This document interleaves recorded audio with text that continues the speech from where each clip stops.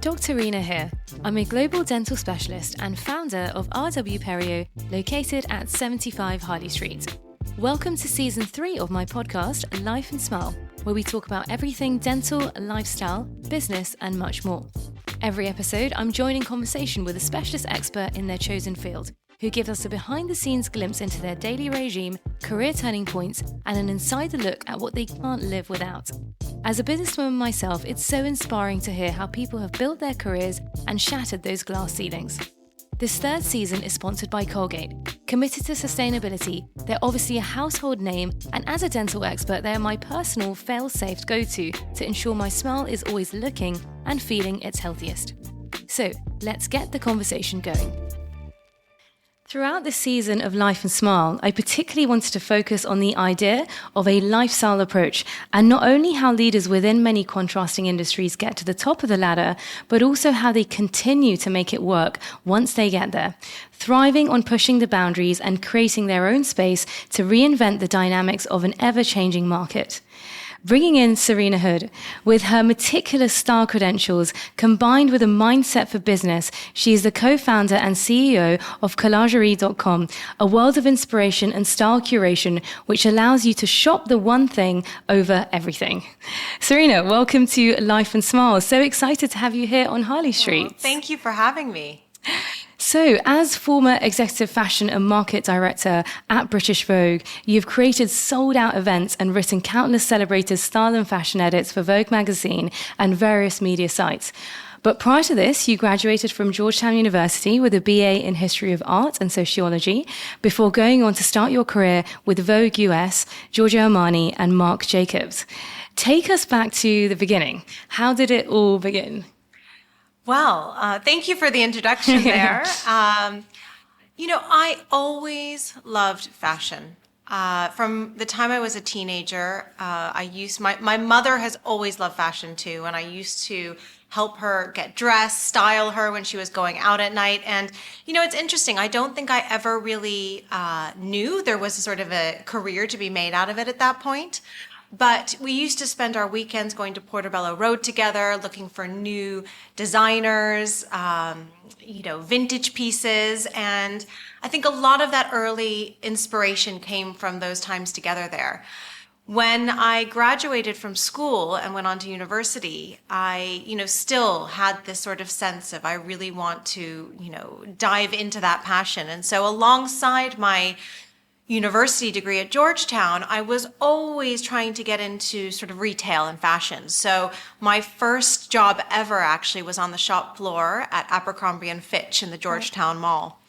And during the summers, I would intern. My first internship in New York was at Elle magazine.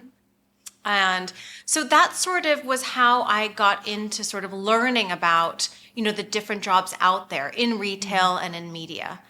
When I graduated from Georgetown, I sort of went knocking on lots of doors. There wasn't LinkedIn at that point. So I remember writing a lot of letters and calling a lot of HR departments. And I ended up getting an internship at Marc Jacobs, who was one of my favorite designers. I still have a lot of his pieces in my wardrobe. And started off in merchandising there as an intern, then went on to be a merchandising assistant and, did 2 years there working, for one brand, and then really, had this sense of wanting to work across lots of different brands. So that's where I then applied to be a fashion assistant at US Vogue, and which was the start of my career, in the magazine world. Amazing. It must have been, and when you mentioned there wasn't LinkedIn in those days, can't imagine without that type of technology. So how did you navigate that? So would you say you just did one thing and then the next door opened, or how did you find you kind of paved your way to where you? I have to say, I think I've always been a natural at networking, right? Especially when I'm so passionate about what I'm, trying to network in. So, I always made it, I really also give a lot of attention to sort of, who I might know who was working at a brand or working in the magazine industry, reaching out to them, writing them letters, calling them.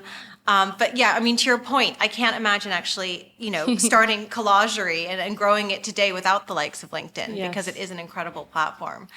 But I always think it's sort of, just take the next right step. And that was sort of how I ended up there in the beginning. And talking more about that, so quoted in the press, as the facelift online fashion has been waiting for, collagerie.com, it was launched with Lucinda Chambers, the former fashion director of British Vogue for 25 years. And together, the two of you have shaped the face of fashion and inspired the wardrobes of millions of women. What was that light bulb moment that kind of led to that? Well, after we left Vogue, we were having a coffee and catching up. Lucinda and I worked across from each other at Vogue for over 5 years and, always worked very well together. She on the more creative side, I was more on the sort of business side. And, we were having a coffee and talking about, as customers, how we dress, how we shop. In that on any given day, you might find us in, a high street item, a piece from a new sustainable brand that we might have found on Instagram. And then, we will invest in a luxury item, a handbag or a pair of shoes, look after them incredibly well and, restore them season after season. So it is that idea of how, so many, millions of women shop today around the world and they don't dress head to toe designer anymore. So we thought, if we need this, we're very different ages, we have very different styles, but we both felt there was an opportunity out there for a website that curated the world of fashion, interiors, and beauty at every price point. And that was the beginning. That was the light bulb moment. Amazing. Sometimes it's those conversations over coffee that lead to some of the most amazing things. I think a lot of it too, and when, I do listen to a lot of podcasts, including yours. And, one of my favorite podcasts too is, Diary of a CEO and how I built this. Yeah. And, that idea of creating a business really because you want to solve your own problem. Yes. And that was how Collagerie started. Makes sense. And Collagerie is your shortcut to style, expertly curating the best of fashion, interiors, beauty, and lifestyle, as you mentioned. And you bring forward the most exquisite edit to enable the modern day consumer to celebrate shopping, as you said, at every single price point, which is so innovative.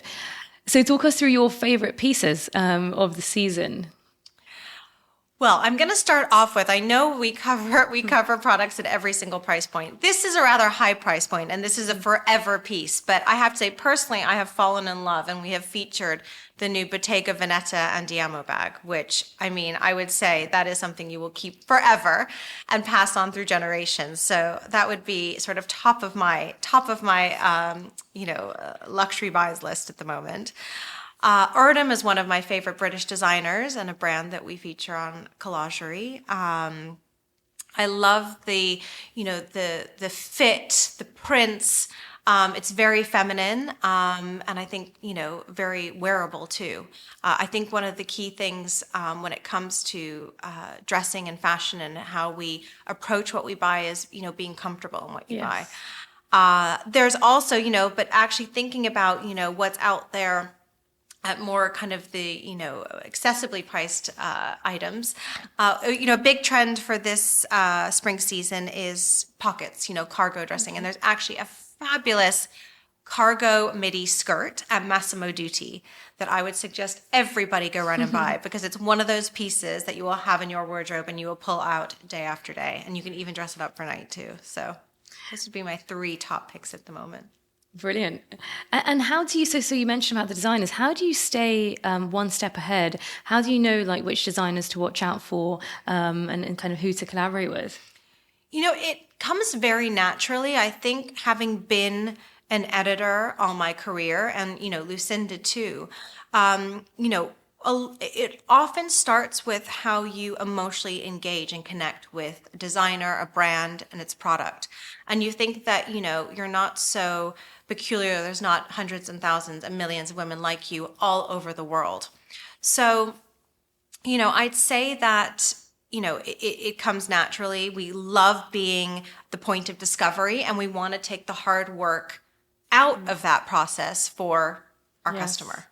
Yeah, but still make it enjoyable for them to look at the curated styles. I think that was when we talk about that light bulb moment. Yeah, it wasn't just solving this problem of curation and doing the hard work for you, but it was also thinking about the digital experience online and how we could create a really beautiful, inspiring, design-led platform that does emotionally engage with our customer. Yeah.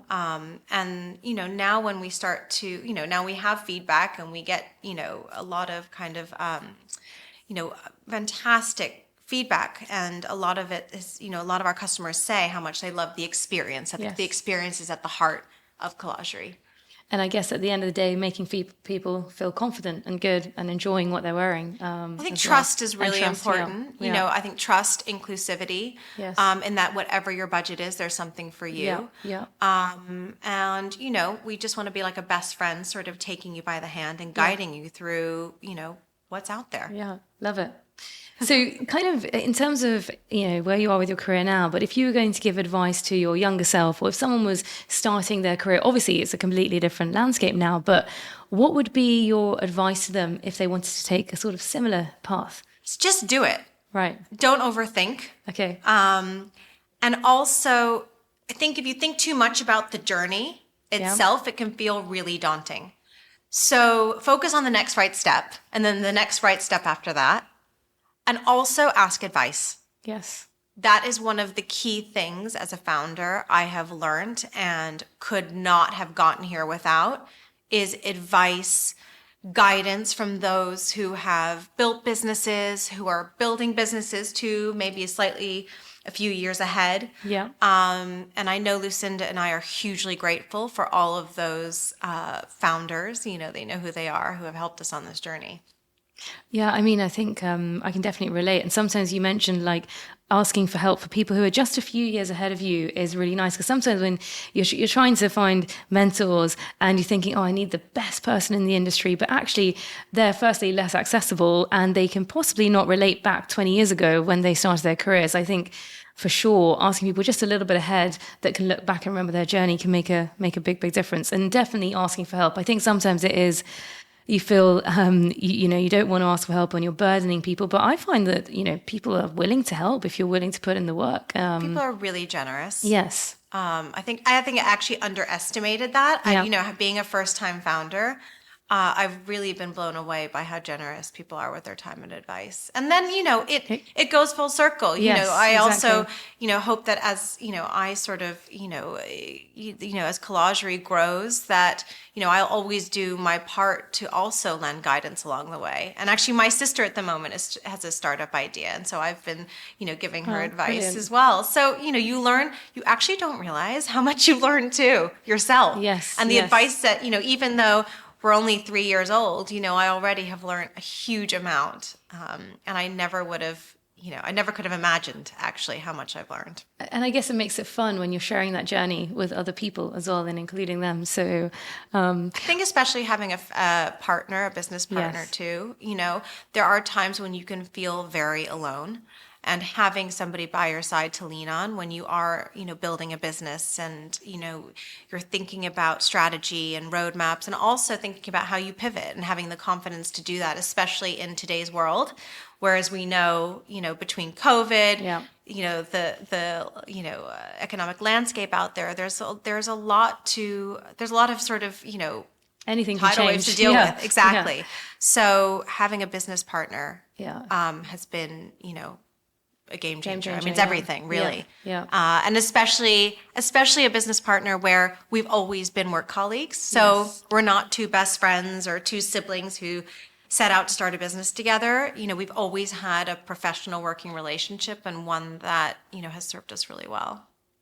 Fantastic. And what would you say has been your proudest moment to date? And Well, I mean, professionally, launching Collagery, Yes. We'll never forget that date and that moment we Yeah. went live after, so many months in the works. Personally, my family and my 2 daughters. And I think that, what has definitely been a journey is learning how to juggle family life and founder life. And, I think always being slightly comfortable with not having everything completely in control is actually really important too, because you are always juggling a lot of different plates. And I think it's realizing that that's going to be the case. And how you balance things is just, that's part of the journey too. Yeah, no, I love that. It's really, really good advice. I guess striving for perfection sometimes isn't always the best thing in It all doesn't spheres. It exist. doesn't It exist. doesn't Yeah, exist, yeah. You just want to make it work There's, and yeah. enjoy it. So, bringing the topics around your sort of day-to-day routine, what inspires you on a daily basis? Is there a mentor that you turn to? You mentioned about your business partner. Is there another figure in the industry who you've kind of always turned to?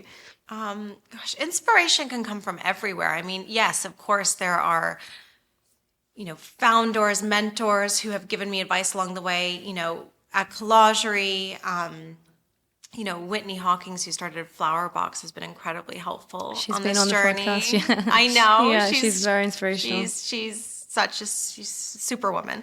Yes. And, actually early on in my career, actually when I was applying for my position, my first assistant position at US Vogue, Lauren Santo Domingo, who founded Moda Operandi, was a huge support and help. And I don't think I ever would have got that job without her advice. So, I owe a lot to her for getting me kickstarted on this journey. And actually just an everyday inspiration now, it's interesting. My daughter, talking about sort of, day to day and, the work-life balance. My daughter draws me these pictures, and she came down the other morning, and one of the pictures was the Statue of Liberty. And she said, Mommy, this is where you're from. You're from New York. And I thought, and it took me back, and I thought, oh my gosh, let's think of some ideas of things we can do in New York with Collagery. And, then it gets you on this journey. So, Yes. it really can come from anywhere, including, your children's drawings. Amazing. Yeah. So using your whole surroundings to inspire you every day.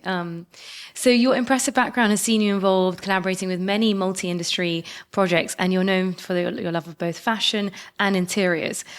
Describe to us, and you mentioned about your family life, your work life as a founder.